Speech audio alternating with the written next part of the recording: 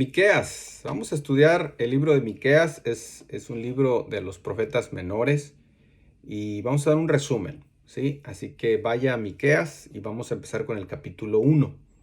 Antes de darle el resumen de todo el libro, Miqueas es un conjunto de profecías muy malas de juicio que vienen contra Israel, contra Judá, por varias razones que en el libro Miqueas lo describe.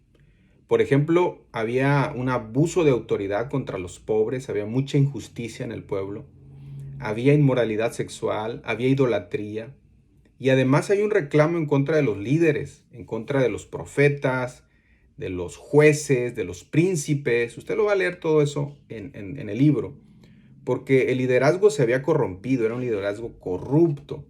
Hermanos, el liderazgo en cualquier parte, familia, iglesia, nación, empleo, en cualquier parte el liderazgo o puede ayudar o puede corromper al pueblo. Y esto es lo que había pasado en Israel. Pero también, por otra parte, Miqueas anuncia una restauración de Israel, pero es después del juicio. Y de hecho hay algunas profecías, así como la exaltación de Israel, de Jerusalén, pero no tan solo por el pueblo en sí, sino por el que iba a reinar, que es Jesucristo. Por eso la exaltación de Israel no tiene que ver con el pueblo en sí, hermanos, sino con el que va a reinar, que es Cristo. ¿De acuerdo? Esa es la combinación que hay en Miqueas. En el capítulo 1, ahora sí vaya al capítulo 1, en el verso 1 se nos presenta a Miqueas, ¿no? Miqueas de Moreset, era la ciudad, él era de la ciudad de Moreset, afueras de la ciudad de Jerusalén. Es decir, que Miqueas era como el profeta Amós, era un hombre de campo, y Dios lo manda a las ciudades a profetizar. En este capítulo 1, realmente el capítulo 1 es una advertencia, y de los versos 2 al 7, Miqueas trata de ilustrarnos como si Dios descendiera, ¿verdad? Es una ilustración, sabemos que Dios está en todos lados, pero aquí Miqueas vio a Jehová descendiendo del cielo a la tierra para hacer juicio. Los versos 8 y 9, ahí en Miqueas 1, si usted los quiere leer, versos 8 y 9, Miqueas está en agonía para anunciando este juicio. O sea, él ve todo esto y para él se vuelve una agonía. Es decir, él no estaba las profecías riéndose ni burlándose, él estaba en agonía. Y en los versos 8 y 9 dice que se lamenta y aún aúlla, ¿no? Ahí hay una expresión, lamentarse y aullar como los chacales. Él estaba en agonía viendo todo el juicio que iba a venir. El verso 5, hermano, recemos un poquito al verso 5 si quiere leerlo. Dice, todo esto por la rebelión de Jacob y por los pecados de la casa de Israel. Ahí está la clave. Todo este juicio venía por la rebelión del pueblo y los pecados. Recordemos pues que Dios es un Dios justo y cuando la maldad sube, cuando la maldad ya está de por demás, Dios enjuicia, hermanos. Esta es la naturaleza de nuestro Dios. Gracias a Dios hoy nos ve el Señor con misericordia a través de la sangre de su Hijo Jesucristo, pero Dios no ha cambiado. No ha cambiado. Muchos se equivocan ahí. Dios sigue siendo el mismo Dios justo, el mismo Dios que castiga la maldad. Bueno, avancemos en el capítulo 2. Miqueas 2 se nos habla de los pecados precisamente de Israel. Y se nos hace mención de dos, se nos enfatiza en dos pecados, la codicia y la soberbia. Versos 1 y 2 se nos habla de la codicia. De los versos 3 al 5 del orgullo del pueblo. ¿Sí? Vamos rapidito para que no se haga tan largo el video. Versos 10 y 11, ¿sí? El pueblo de Dios acepta a los falsos profetas, imagínense. O sea, el aceptar falsos profetas ya es una señal de orgullo y de codicia, porque estos falsos profetas, lea los versos 10 y 11. Dice que estos falsos profetas les hablaban de que venían días de vino y de sidra. No sé si se le hace muy común con los profetas falsos de hoy, ¿no? Que profetizan puras cosas buenas. Estos profetas del tiempo de Miqueas así lo hacían y el pueblo creyó y Dios se los tomó como pecado. Sin embargo, hay una promesa de restauración. Versos 12 y 13, hay una promesa de restauración. Bendito sea Dios por su misericordia, hermano. Ve que están mezcladas las profecías en Miqueas, ¿no? Los de juicio y restauración. Capítulo 3, vamos al capítulo 3. Aquí en el capítulo 3, Miqueas va a hablar específicamente en contra de los líderes.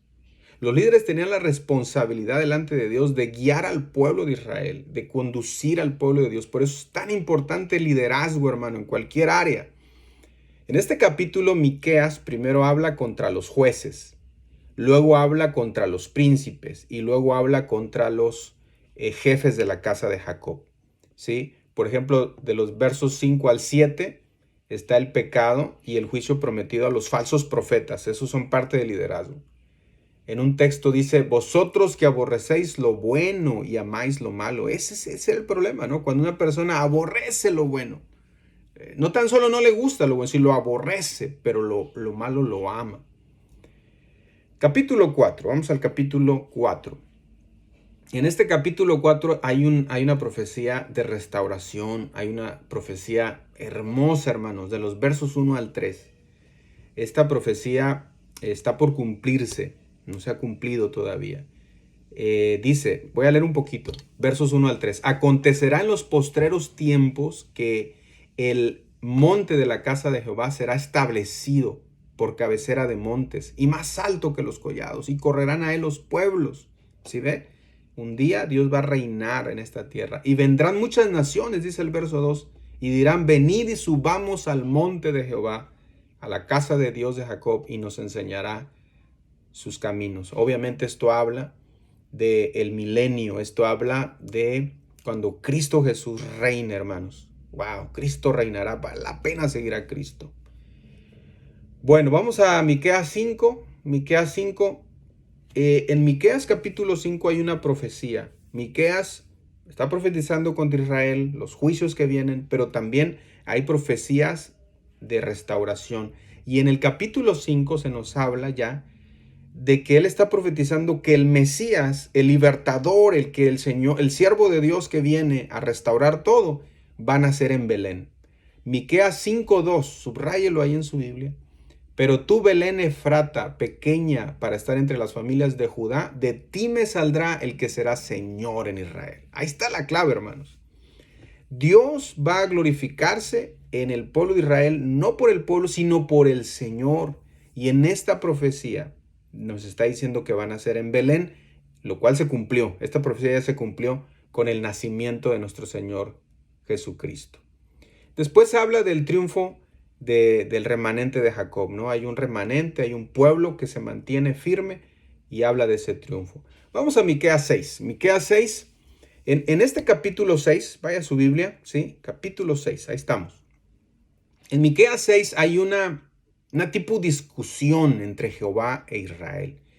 En este capítulo Miqueas representa a Dios como si estuviera en un tribunal, como si estuviera con Israel en juicio, ¿no? Y hay una discusión, se presentan argumentos, ¿no? De los versos 3 al 5, Dios les pregunta, pueblo mío, ¿qué te he hecho? ¿En qué te he molestado? Responde contra mí, ¿no? O sea, Dios dice, oye, si yo solo te he bendecido, y le está pidiendo una respuesta, ¿qué te he hecho para que seas tan pecador, para que me rechaces? Wow, qué tremendo, ¿no, hermanos? Qué tremendo. Dios lo único que nos ha hecho es bendecirnos, ayudarnos. Deberíamos demostrarlo con nuestra obediencia y nuestra pasión a Él. El pueblo responde, versos 6 y 7. ¿Qué puedo hacer yo? ¿No? Los versos 6 y 7 ellos dicen, ¿qué puedo hacer? Y el verso 8, hermanos, subraye este verso. Verso 8, la respuesta del Señor. Oh, hombre, Él te ha declarado lo que es bueno y que pide Jehová delante de ti. Solamente hacer justicia, amar misericordia y humillarte ante tu Dios. Estas tres cosas, hermano, es lo único que pide Dios. Tremendo, ¿no? No está tan difícil. Claro, difícil es hacerlo porque necesitas a Cristo, necesitas la ayuda del Espíritu Santo para lograrlo, pero es sencillo en el sentido de que no hay que meterle mucha ciencia, ¿no?